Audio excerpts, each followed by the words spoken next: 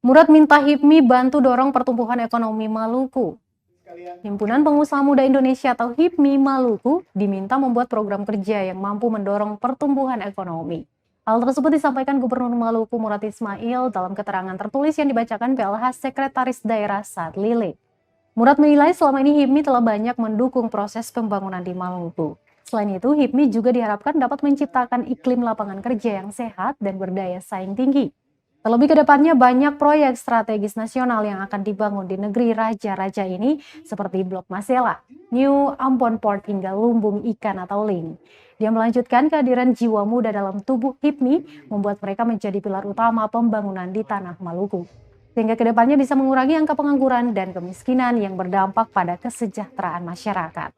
Dalam agenda Musda ke-11 tersebut, HIPMI bakal mencari sosok ketua berkualitas untuk memimpin organisasi hingga 2024 mendatang.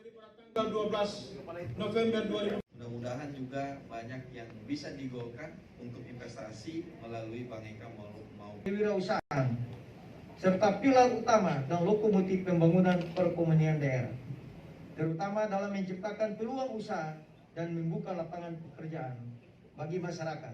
Terima kasih sudah nonton. Jangan lupa like, subscribe, dan share ya.